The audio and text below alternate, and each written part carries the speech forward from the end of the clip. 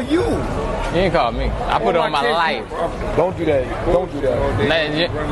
Look, don't do that. I'm just saying. Okay. Let's say you ain't get it. He's notorious for that. Don't even pay him no mind. Listen to this. I'm worse with his phone. Listen to I this ain't gonna nigga do right no here. rapping. He the worst with his early this morning. Damn, baby. He don't even return my text. You called me this morning. You know where I was this morning, Yeah, though. you probably was in church. There it is. Hold up. Just show him the evidence. Now I'm trying to find it. Hey, man, stay out of this third party. Let's see, because I want to see myself now. Oh, you always want to see. What that say? Yesterday. Yeah, we okay. 12 o'clock. Let me see the day, though. What do you mean? I mean, what time was it? Let me see the time. Yeah. 106. I was in church, man. Shit was off. Yeah. Mike, what's up? You know when you're in church, you don't see missed calls when you get out. Nah, you got this. It was off. Yeah, you got to turn. What's good, y'all? What's the Numbers TV? It's your boy Poe Rowe. Make sure you subscribe to the channel if you're not subscribed already, and like a video if you appreciate the content that Poe Rowe, What's the Numbers I provided. Today we back on the profile piece. This one is on Prime, aka Primetyme. In this video we're going to talk about his younger years growing up in Brooklyn, New York, where he learned the hustle that he would take on the road with him from an early age. Then we will discuss the jail time that Prime served and the reputation he built for himself while being incarcerated. After that, we'll highlight his many relationships he had with well-known people in the music industry as well as the streets, before breaking down the situation surrounding Prime's unexpected death.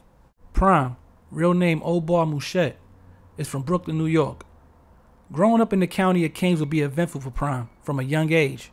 He learned how to hustle, gamble, and conduct himself in the streets through some early life experiences, and before you know it, was ready to take his show on the road. He ventured out to hustle in different states as a way to make money.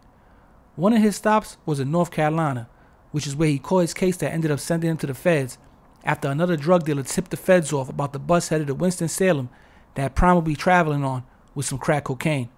When the feds boarded the bus while it was stopped in Greensboro, North Carolina, Prime got off the bus with a green bag. The agents found a blue bag on the bus that no one claimed, with 132 grams of crack cocaine in it.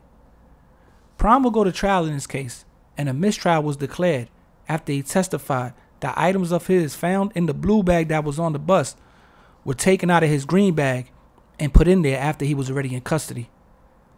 After the mistrial, Prime reached a deal and entered a plea of guilty to possession of crack cocaine with intent to distribute, and was sentenced to a term of 200 months in prison, although he thought he would get less time. He appealed some of the enhancements the government used during his sentencing hearing to get him the extra time, but the original 200-month sentence held up, and Prime now had 16 years to walk off in the feds. From there, the world tour the feds put you on took place as he began his bid. Federal prison is where some of Prime's legend would take place, as those locked up with him recall him being a beast in jail that was about his business and quick to put in some work. He met a lot of men in jail, some of who would become lifelong friends, as Prime was somewhat of a shot caller while running with the New York car in the federal prison system, where everything is segregated by either your race or what state you're from. In July 2007, Prime was finally released from the feds and now had a second chance at life. But he wouldn't just rush into anything. Instead, he took his time with figuring things out and let certain opportunities come his way. He reconnected with a lot of successful guys from New York, specifically Brooklyn, and started to create his own networking circle. He also began to make his rounds around the music industry, rubbing elbows with certain rappers who had respect for Prime or for the stories they heard about him in and out of jail. By 2012, which made about 5 years home from jail, Prime was finally ready to start putting his plan into motion. He had relocated to Florida and made it his home and main place of business. He started a company called Primetyme Entertainment in May of 2012. Then, in February of 2013, Prime opened up a restaurant called Prince J's Soul Food, located in Miami, Florida. A bunch of celebrities like P. Diddy, Erica Mena, Chad Ochocinco, and the rapper Fabulous will all stop by the new restaurant to enjoy the food and ambiance. Prime named the restaurant after his son he had with a female named Alani.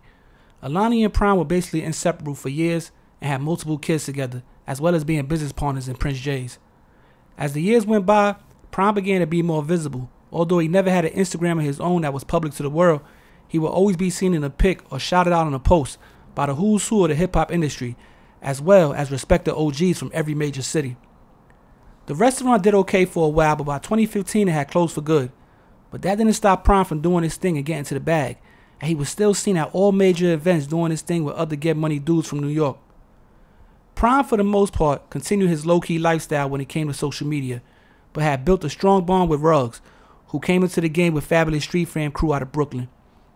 Ruggs by this time had moved to Atlanta and started doing his thing in the party promotion business, and eventually was involved in opening up a few lounges and restaurants.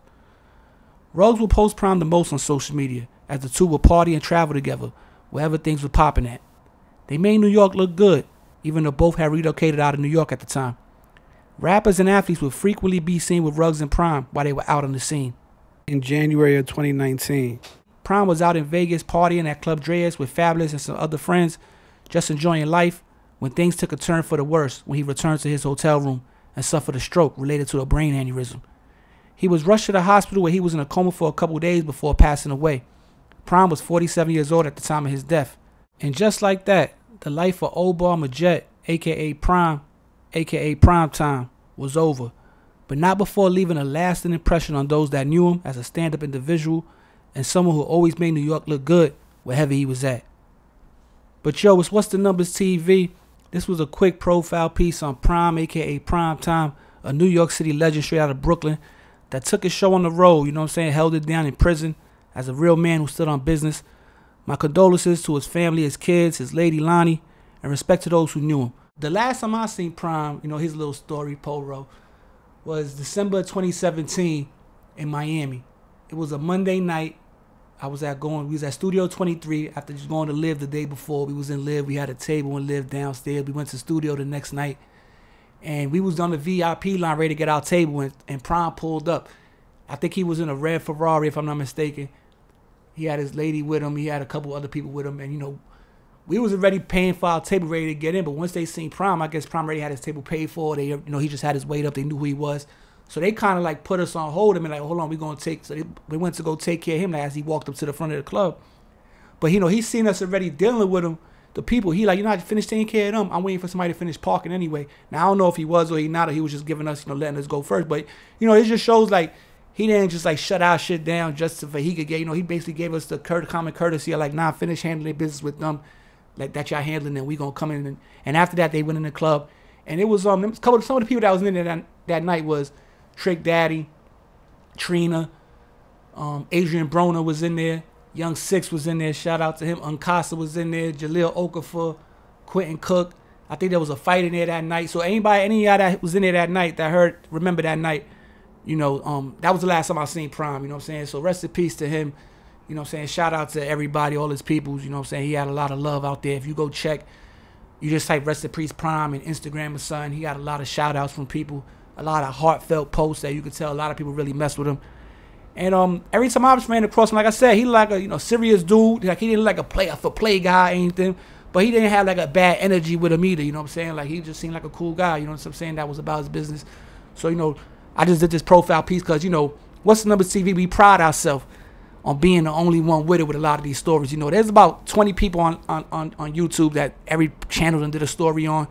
But if you go through What's the Numbers TV, all our profile pieces, you're going to see about 20, 30 people that nobody got a story on or we was the first one with.